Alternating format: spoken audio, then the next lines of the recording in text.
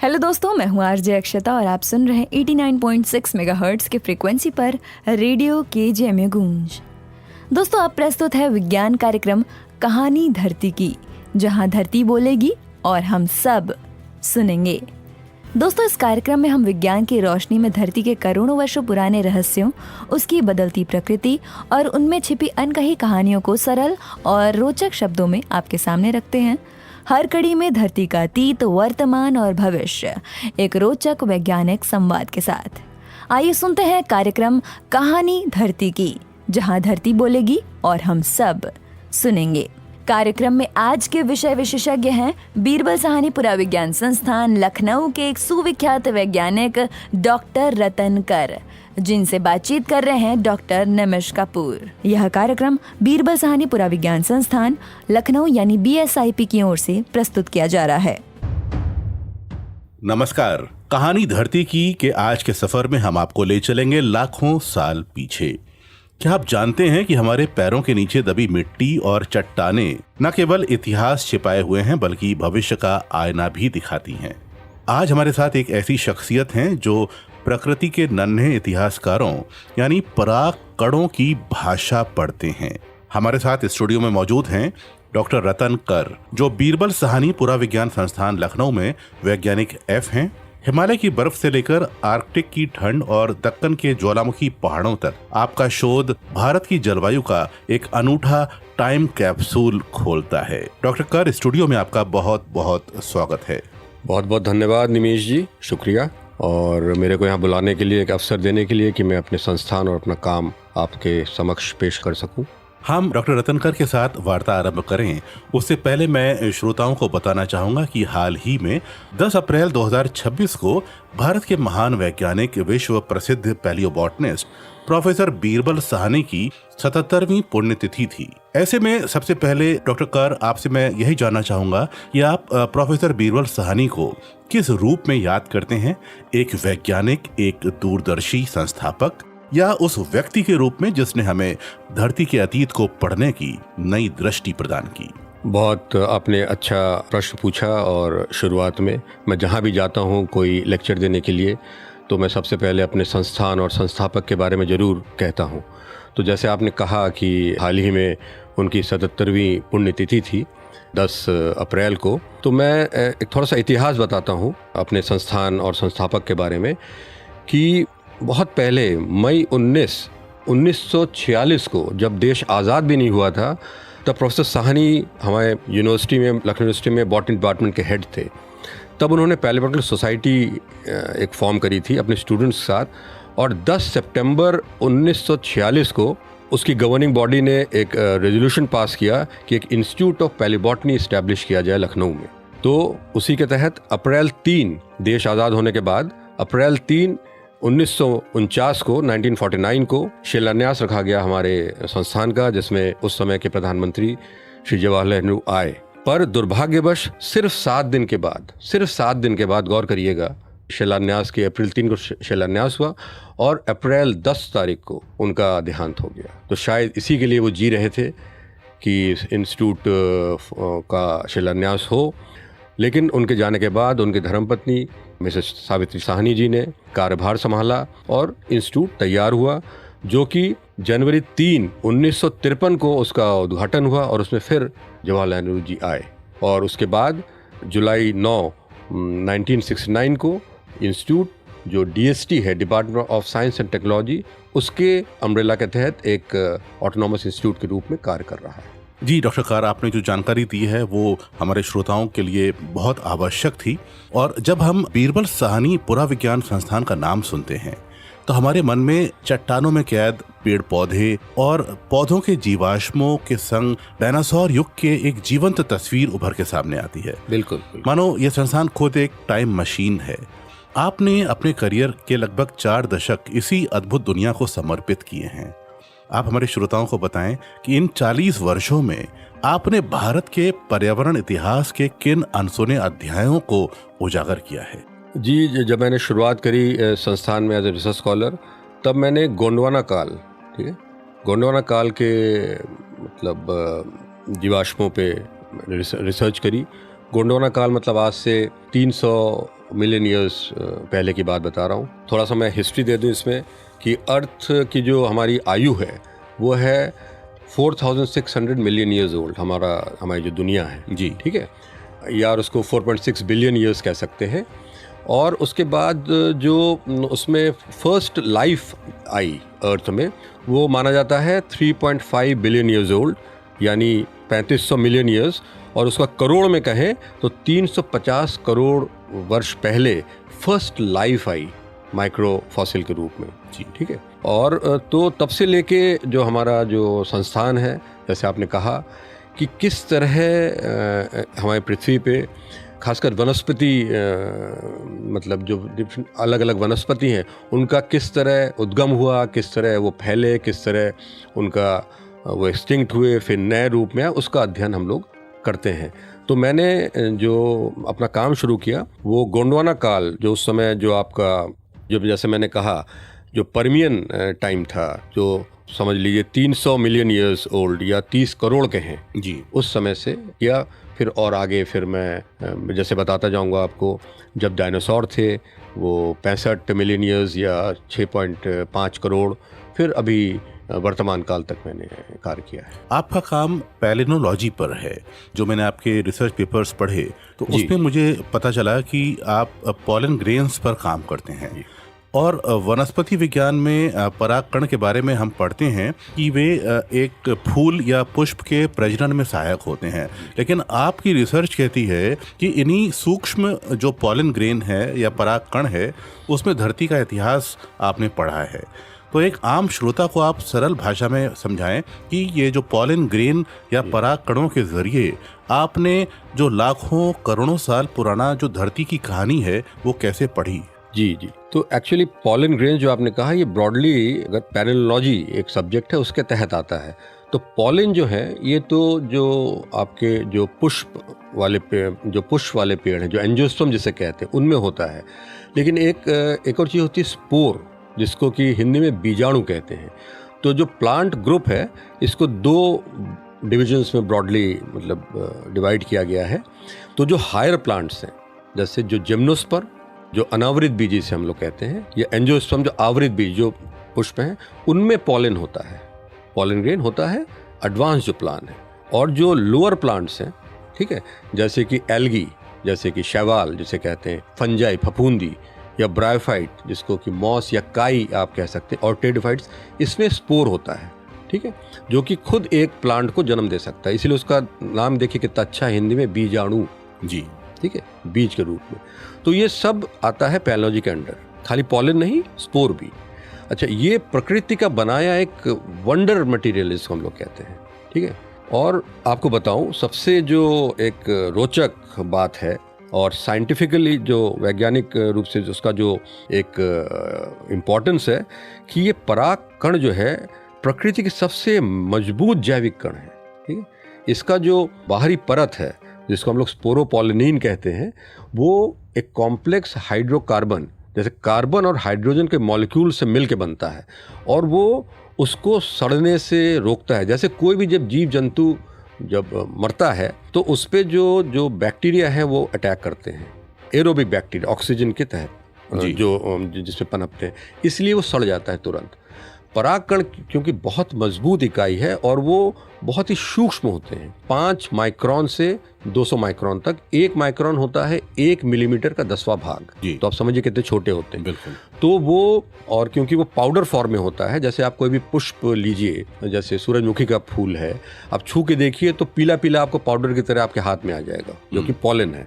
तो वो डस्ट के रूप में वितरित हो जाता है एटमॉस्फेयर में जी, और वो जो उस समय जो आपके सेडिमेंट जो जमा हो रहे होते हैं उनके तहत वो भी जमा हो जाता है और वो प्रिजर्व हो जाता है जी। और हर पुष्प का, हम आपको बताऊं, बहुत इंपॉर्टेंट बात है ये, हर पुष्प का या पुष्प जाति का या फैमिली का पॉलन अलग होता है, उसका आकार। जैसे कि हर व्यक्ति का आपका चेहरा अलग होता है, तो उससे आप, अच्छा, पॉलन क्योंकि प्रिजर्व हो जाता है तो करोड़ों वर्ष पहले की भी चट्टानों में या जो पड़ते हैं उससे हम लोग निकालते हैं पॉलन एसिड ट्रीटमेंट करके।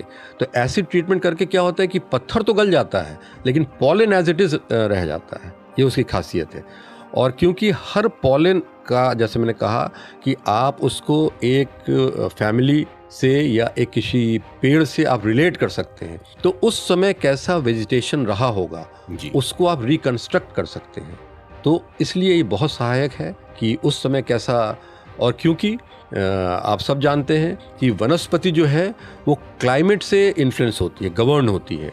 तो अब हम वनस्पति को रिकंस्ट्रक्ट करते हैं और क्लाइमेट उस समय कैसा रहा होगा ये बता सकते हैं। तो मुझे लगता है कि इस रिकंस्ट्रक्शन से आप आने वाले जो भविष्य में भी कुछ क्लाइमेट चेंज कैसे होगा हाँ। और कब होगा इसकी भी कुछ पूर्वानुमान दे सकते हैं। हाँ, बिल्कुल दे सकते हैं। ये मतलब जैसे कि एक कहा जाता है जियोलॉजी में जी। एक डिक्टम है, present is key to the past. जी। हम लोग कहते हैं। बिल्कुल। इसका मतलब ये है कि प्रेजेंट में आप खाली जीव जंतुओं को छोड़ दीजिए, वनस्पति को छोड़ दीजिए, लेकिन पत्थर हैं जो आपके अलग अलग जो सेडिमेंट्री रॉक हैं जिसमें कि ये जमा होते हैं आपके जीवाश्म, ये आजकल भी जैसे बन रहे थे, जैसे चूना पत्थर आजकल जैसे बन रहा है या आपका बालुई पत्थर जैसे बन रहा है, ये करोड़ों वर्ष पहले भी ऐसे ही बनते थे। जी।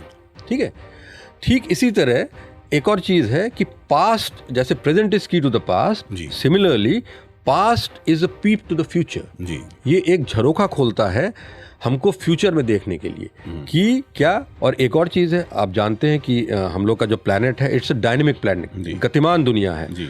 और एक और चीज़ कही जाती है, change is the only constant, जैसे परिवर्तन ही स्थायी और शाश्वत है। जी। तो हमेशा जो बदल रही हैं चीज़ें जी। वो कैसे बदलेंगी जी। वो आप बता सकते हैं। इसके तहत मैं आगे और विस्तार से बहुत बताऊंगा। अच्छा आपने जो बात की, परिवर्तन शाश्वत है। और हम अपने नक्शे पर देखें तो भारत का हिमालय जी जी और उत्तरी ध्रुव जी यानी आर्कटिक जी एक दूसरे से हजारों मील दूर हैं। जी। एक तरफ हमारे ऊंचे पहाड़ हैं और दूसरी तरफ समुद्र के ऊपर जमी मीलों लंबी बर्फ है। लेकिन आपने अपनी रिसर्च में इन दोनों के बीच एक अनूठी कड़ी जोड़ दी है। क्या वाकई आर्कटिक की उस सफ़ेद खामोश बर्फ और हमारे हिमालय के जो पिघलते ग्लेशियर हैं उनके बीच कोई एक सीक्रेट कनेक्शन है? एक वैज्ञानिक की नज़र से उन बारीक पॉलन में आपने ऐसा क्या देखा जो आप ये सोचने पर मजबूर हुए और आपकी रिसर्च ने ये बताया कि दूर ध्रुवों पर होने वाली हलचल हमारे हिमालय की सेहत तय कर रही है? बिल्कुल, बहुत ही आपने एक बहुत ही अच्छा प्रश्न पूछा कि आर्कटिक, जैसे मैं गया हूँ 3 बार, और एक मैं फिर यहाँ हिस्ट्री दे दूँ कि एंटार्क्टिका तो हमारा देश जा रहा है 81 से एंटार्क्टिक एक्सपीडिशन, लेकिन आर्कटिक के मेंबर हम लोग बने हैं 2007 से। जी। ठीक है। फिर मैं 2009, 10 और 11 में 3 बार जाने का मेरे को मौका मिला। मैं एक बार लीडर भी रहा एक्सपीडिशन का। जी। तो ये एक आर्कटिक जो है, तो एक जो लैटिट्यूड है 66.30 66 डिग्री, जो अक्षांश है लैटिट्यूड, उसके ऊपर के जो देश हैं वो आर्कटिक में आते हैं। जी। तो जब हम लोग आर्कटिक गए तो वहाँ के लोग कहते थे कि इंडिया तो आर्कटिक देश है नहीं, तो आप लोग यहाँ क्यों आ रहे हैं? तो जैसे आपने हिमालय की बात कही, तो हिमालय को भी थर्ड पोल कहा जाता है। जैसे नॉर्थ पोल है, साउथ पोल है, वैसे हिमालय को थर्ड पोल का दर्जा दिया गया है। और मैं हिमालय में काम कर रहा हूँ। तो जैसा कि मैंने अभी पहले कहा था कि किसी भी जगह की वनस्पति जो वेजिटेशन है वो क्लाइमेट से गवर्न होती है। जी। तो हिमालय के जो उच्च हिमालय का जो क्लाइमेट है जी। वो हमारे आर्कटिक के क्लाइमेट से मेल खाता है। जी। इसलिए वहाँ की वनस्पति, ये ट्री लाइन के ऊपर की वनस्पति, जैसे एक ऊंचाई के ऊपर, जैसे कि हिमालय में 3500 मीटर से 4000 मीटर के ऊपर आपको बड़े पेड़ नहीं मिलेंगे। ट्री, जैसे ट्री लाइन कहते हैं, उसके ऊपर आपको खाली छोटे पेड़ पौधे मिलेंगे जो ज़मीनी पेड़ पौधे होते हैं। ठीक ऐसे ही हमको आर्कटिक में वही पौधे मिलते हैं। तो आप समझ रहे हैं इसकी महत्ता। तो उसको हम लोग टेली कनेक्शंस कहते हैं बिटवीन द आर्कटिक और एंड हिमालय, क्योंकि उसकी जलवायु और उसकी वनस्पति वो एक ही टाइप की है। आपने जब आर्कटिक का जिक्र किया तो ये सवाल भी मैं यहाँ पे पूछना चाहूँगा कि आपने जिस तिरंगे का मान अंतर्राष्ट्रीय विज्ञान जगत में और बढ़ा दिया है, और आप वर्ष 2012 से 2015 के बीच अंतर्राष्ट्रीय आर्कटिक विज्ञान समिति IASC के टेरेस्ट्रियल वर्किंग ग्रुप के आप सदस्य भी रहे। जी जी जी। और दुनिया के सबसे ठंडे और दुर्गम इलाके आर्कटिक के लिए नीतियां बनाने वाले दिग्गजों के बीच आपने भारत का प्रतिनिधित्व किया। जी जी। तो हमारे श्रोताओं को आप बताएं कि उस वैश्विक मंच पर भारतीय शोध की क्या अहमियत रही है, और अब क्या दुनिया यह मानने लगी है कि हमारे ध्रुवीय क्षेत्रों के रहस्यों को सुलझाने में भारत के पास भी वो ग्लोबल विजन, एक भौगोलिक दृष्टि है? बिल्कुल बिल्कुल, जैसा कि मैंने अभी बताया कि पहले तो वो लोग मानते ही नहीं थे कि हम लोग क्यों वहाँ पे आ रहे हैं। हम लोग आर्कटिक कंट्री तो है नहीं, हम लोग ट्रॉपिकल कंट्री है। लेकिन जैसे अब भारत जो है आगे बढ़ रहा है, हर उसमें साइंस और टेक्नोलॉजी तो सबसे आगे है, तो हम लोग को पहली बात तो एक अपना प्रेजेंस वहाँ पे रखना है। खाली मतलब सोशियो पॉलिटिकली नहीं, एक साइंटिफिकली भी।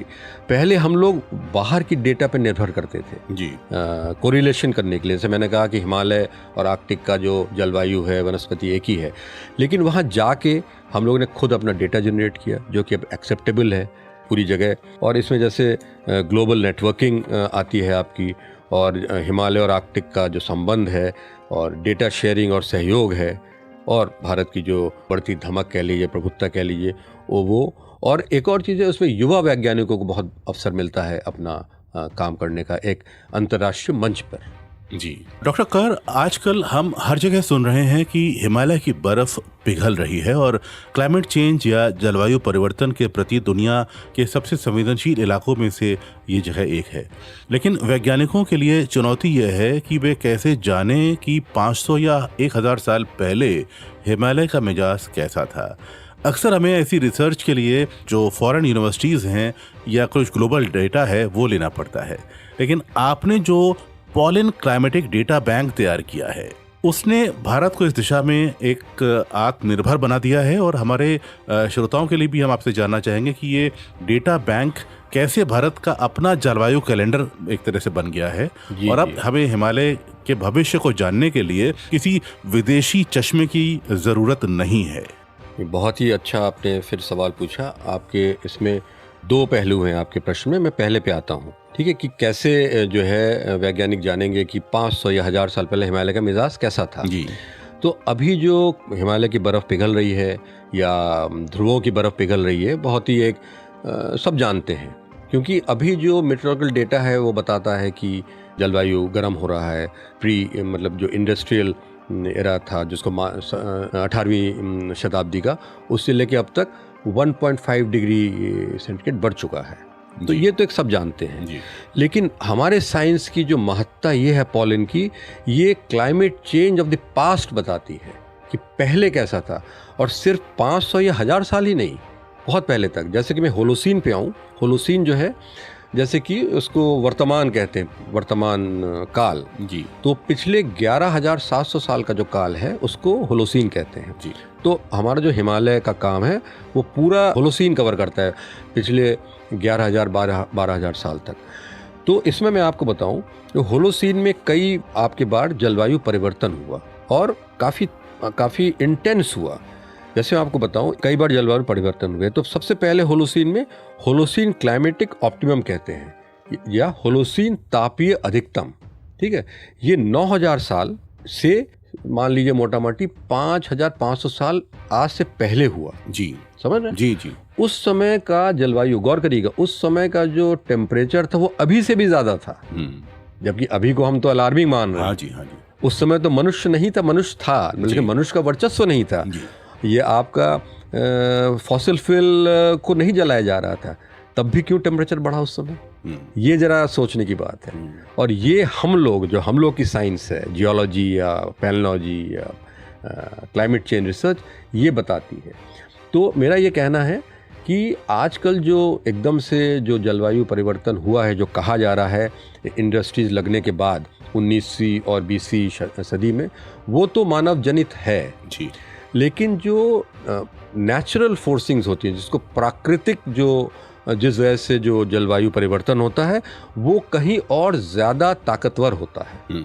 और ये सब निर्भर करता है सूरज के ऊपर, क्योंकि sun is the ultimate source of energy on earth. तो सूरज का जो हल्का सा टिल्ट हो जाए, या आप कभी आप पेपर में पढ़ते होंगे कि सन फ्लेयर एक्टिविटी बढ़ गई, उस वजह से ये वॉबल हो गया थोड़ा सा सन के उसमें या अर्थ के एक्सिस में, उस वजह से जलवायु बढ़ता है। या कहीं एकदम से ज्वालामुखी फट गई विस्तार में, ठीक है।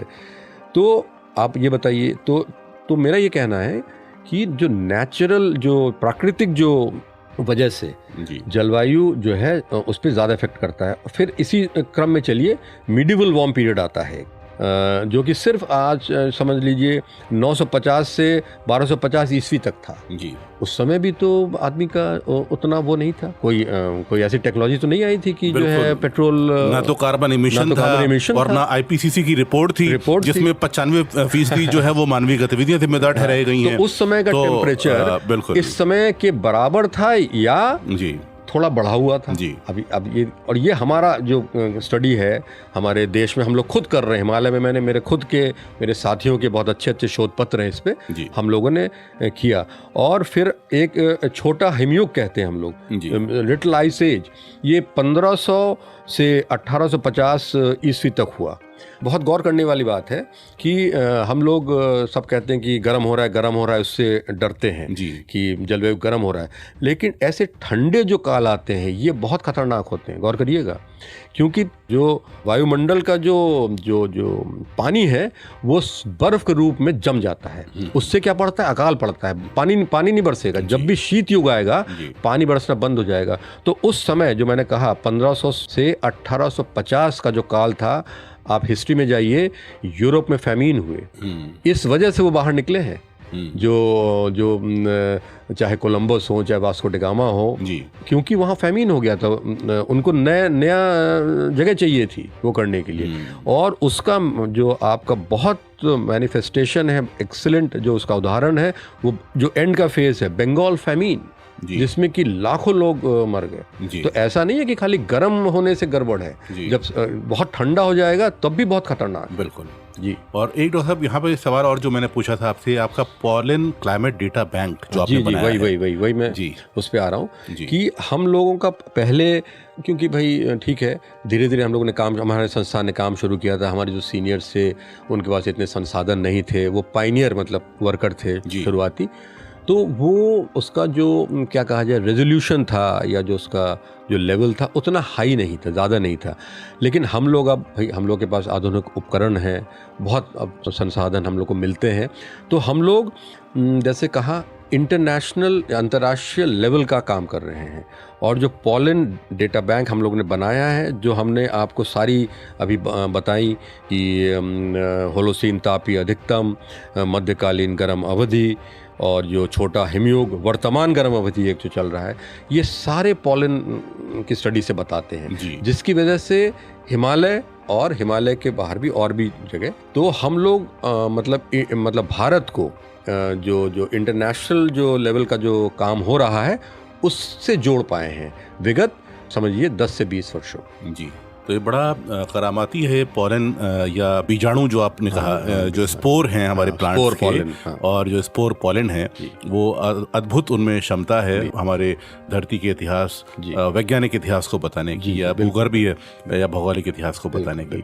डॉक्टर कर, अब हम बात करते हैं भारत के उस दौर की जब हमारी धरती आग उगल रही थी। हम बात कर रहे हैं डेक्कन ट्रैप्स यानी दक्कन के ज्वालामुखियों की। बिल्कुल। अक्सर जब हम ज्वालामुखी की कल्पना करते हैं तो आंखों के सामने खौलता हुआ लाल लावा और राख का गुबार नजर आता है। बिल्कुल। आम तौर पर लोग यही सोचते हैं कि उस भीषण गर्मी और लावे ने सब कुछ जलाकर राख कर दिया होगा और वहां जीवन का नामो निशान जो है वो मिट गया होगा। लेकिन आपकी रिसर्च एक बिल्कुल अलग और चौंकाने वाली कहानी सुनाती है, और आपने उन काली चट्टानों के बीच दबे इंटरट्रैपियन बेड्स में जीवन के निशान ढूंढे हैं। आखिर कैसे?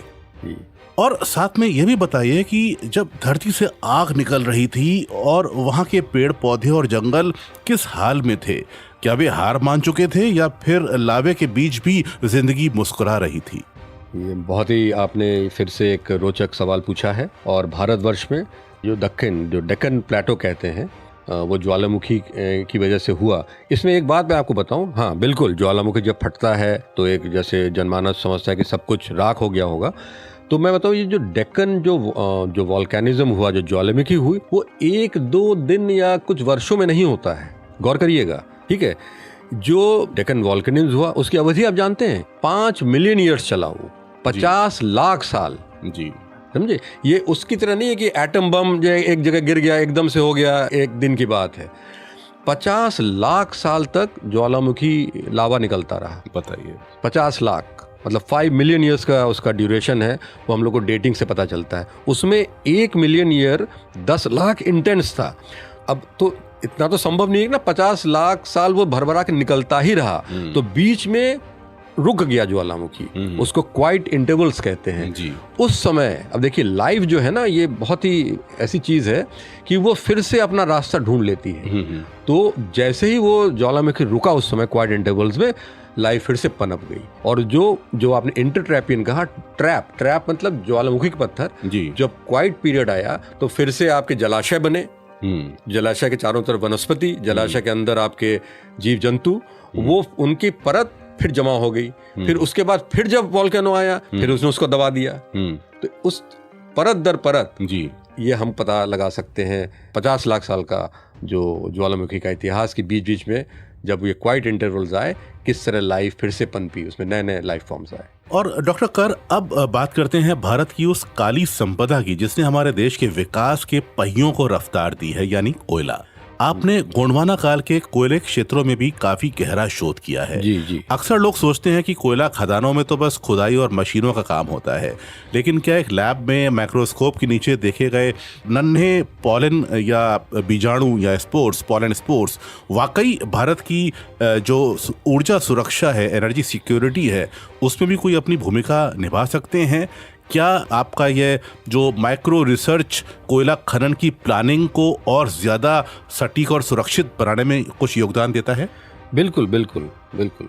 जैसे मैं बताता हूँ आपको, जैसे कि गोंडवाना काल जिसमें कोयला बना, वो परमियन काल उसको कहते हैं, ठीक है। वो 30 से 25 करोड़ वर्ष पुरानी बात है। और कोयला, आपको बता दूं, बहुत लोग जानते होंगे, कोयला बहुत बड़े बड़े जलाशयों में, ह्यूज लेक्स में जो वेजिटेशन था, वनस्पति था, वो धीरे धीरे उन लेक्स में जमा होता गया और फिर वो उसके ऊपर और परतें जमा होती गई, फिर बलुई मिट्टी उसके ऊपर जमा हुई। फिर क्योंकि डायनेमिक अर्थ है, अर्थ मूवमेंट की वजह से बहुत नीचे चला जाता है, उसमें हीट और प्रेशर पड़ता है, और वो जो वनस्पति जो कि उन जलाशयों में जमा हुई, वही कोयला बनाती है। तो आप समझिए, तो जब वनस्पति कोयला बनाती है, उसमें परागकण भी खूब मिलेंगे। और जैसे मैंने कहा कि परागकण तो बहुत ही, मतलब ये हमारे प्रकृति का दिया एक बहुत ही ऐसा वरदान है कि जो बहुत ही रेजिस्टेंट है, वो खराब नहीं होता है। तो हम जैसे हमने बताया, तो कोयले को निकाल के या कोयले के पास की परत को निकाल के हम पॉलन निकालते हैं, तो उससे हमको कई चीज़ें पता चलती हैं कि उस समय की कोयला कितना पुराना है। एक जो पॉलन जो है वो एक फॉसिल है जिसको कोयले की उम्र और पहचान बताता है। आप समझ, जैसे कि जो भारत का कोयला है वो सबसे ज़्यादा 2 उसमें मिलता है। एक है 28 करोड़ वर्ष, उसको हम बराकार का कोयला कहते हैं। ये जो जगह के नाम है वो इसलिए पड़े हैं, बराकार झारखंड में है, ठीक है, जो सबसे पहले जहाँ पे उसकी रिसर्च होती है तो उसका नाम पड़ जाता है। और दूसरा कोयला जो मिलता है वो रानीगंज में मिलता है, जो बंगाल में है जी। वो आपका है 26 करोड़ वर्ष पुराना। एक तो वो बताता है, हमको उम्र बताता है। फिर कोल की क्वालिटी बताता है कि परागकण ये बतलाते हैं कि जब कोयला बन रहा था तो कैसे पौधे थे, तो उसमें जो आपका ग्रेड बताता है, उसका ऐश कंटेंट बताता है। फिर जो मैपिंग करते हैं, कोयला जो है आपको मिलता है ज़्यादातर धरती के नीचे जी, ठीक है। तो उसमें जो जियोलॉजिस्ट हैं, भूगर्भ विज्ञानी हैं, वो ड्रिलिंग करते हैं और कोयले की परत तक पहुंचने के लिए उसको सब सरफेस मैपिंग कहते हैं, ज़मीन के अंदर कोयले की परतों का पता लगाना, ठीक है। और कोयला जो होगा, तो हमने जैसे कहा एक पर्टिकुलर आयु में बना है, जिस समय एक पर्टिकुलर टाइप के ही वनस्पति थे, तो एक पहचान हो जाती है कि कोयला जब पास आने लग जाता है, कोयले की परतें, कोयले के ऊपर बलुई परत होती है, ठीक है। तो उसमें अगर हमको उस समय के पॉलन ग्रेन मिलने लग गए जिसमें कि कोयला बना था, तो हम कह सकते हैं हम कोयले के परत के बहुत नजदीक हैं, बिल्कुल, जो कि हमको ड्रिलिंग में सहायता देता है जी। और कोयला तो हमारी एनर्जी, उसको नीड को अभी भी सब वो कर रहा है। 60% जो एनर्जी हमारे देश की है वो कोयले से आ रही है। बिल्कुल डॉक्टर कर, अब तक हमने करोड़ों साल पुराने जंगलों, ज्वालामुखियों और कोयले की बात तो कर ली, लेकिन अब थोड़ा करीब आते हैं उस दौर में जब इंसान ने ने इस धरती पर अपनी मर्जी चलानी शुरू की। कहा जाता है कि इंसान ने जब से हल पकड़ा और कुल्हाड़ी उठाई, धरती का चेहरा ही बदल गया। लेकिन हजारों साल पहले न तो कोई कैमरा था और ना ही कोई लिखित रिकॉर्ड। ऐसे में क्या ये नन्हे पॉलन ग्रेन या बीजाणु, पॉलन स्पोर्स, वाकई यह बता सकते हैं कि इंसान ने किस सदी में पहला जंगल काटा होगा या पहली बार खेती की शुरुआत की होगी? मिट्टी की परतों में छिपे जो ह्यूमन इंटरफेरेंस है, मानवीय हस्तक्षेप है, उनके वे कौन से निशान हैं जिनको आपकी पारखी नजरें पहचान लेती हैं? बिल्कुल बिल्कुल, जो पराग कण हैं ये सब बताते हैं कि मनुष्य ने जो एंथ्रोपोजेनिक एक्टिविटी है या मानवीय हस्तक्षेप जिसे कहते हैं, वो कब से शुरुआत हुई।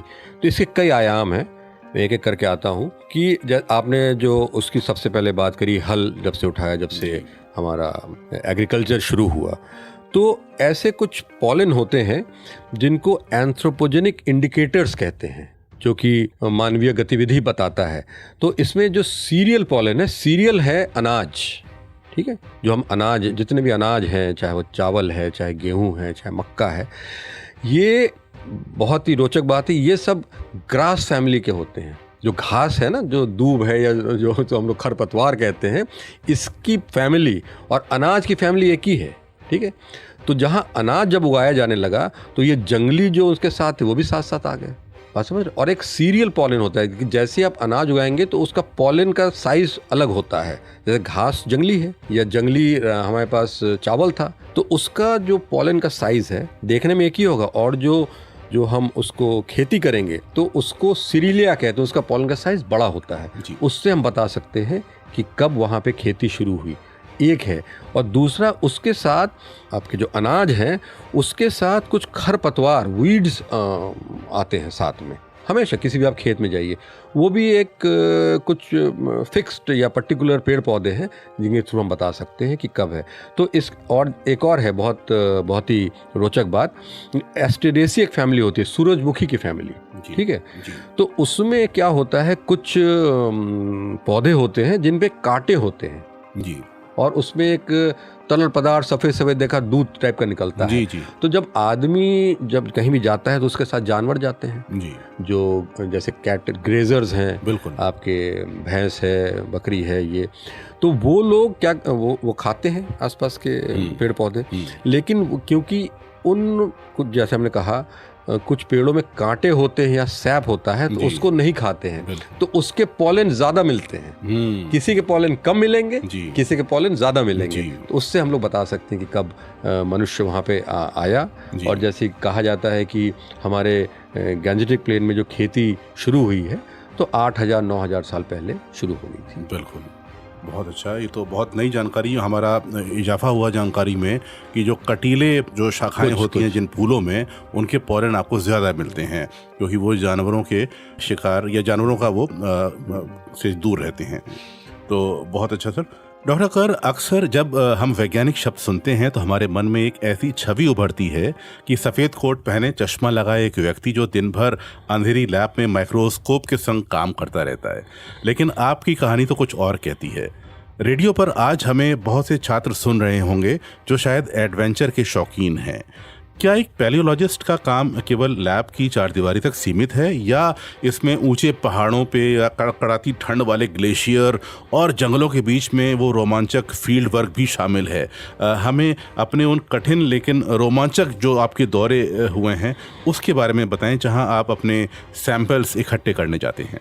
जी, ये तो बहुत ही एक फिर से बहुत ही अच्छा प्रश्न आपने पूछा कि हाँ, माइक्रोस्कोप के तो हम लोग घंटों बैठे रहते हैं, लेकिन हमारा जो फील्ड है, जो पैलियोबॉटनी, पैलियोलॉजी का है, उसमें फील्ड वर्क बहुत इंपॉर्टेंट होता है, क्योंकि सैंपल कलेक्शन जो है सबसे इम्पॉर्टेंट होता है कि अच्छा सैंपल कलेक्शन होना चाहिए। और इसमें जो आपने एडवेंचर की बात कही, मैं तो इस फील्ड में आया ही इसलिए कि मेरे को घूमने का शौक़ था और दुर्गम जगह जाने का शौक़ था। मैं आपको एक रोचक बात बताऊं, आर्कटिक में हम लोग जब फील्ड वर्क करते थे तो वहाँ हंटिंग राइफल लेके करते थे। जानते हैं क्यों? हंटिंग राइफल, हमें को ट्रेनिंग दी जाती थी हंटिंग राइफल, क्योंकि वहाँ श्वेत भालू, पोलर बियर का डर है। तो आप सोचिए, हम लोग फील्ड वर्क कर रहे हैं हंटिंग राइफल लेके, कितने वैज्ञानिक करते हैं, बताइए, हैं? और ठीक इसी तरह हिमालय पे आ जाएं तो हिमालय की हिमनद, ग्लेशियर्स पे आप टेंट लगा के रहिए साहब, है, और वहाँ पे ना कोई मानव जनित रोशनी है, न कुछ। जब अंधेरा होता है तो आकाश में देखिए क्या नज़ारा होता है तारों का। और ठीक ऐसे ही एंटार्क्टिक में ब्लिजर्ड आता है, ब्लिजर्ड मतलब बर्फीला तूफान आता है, तो क्या उसका नज़ारा है उस बीच में, मतलब लगता है वाह कहाँ आ गए।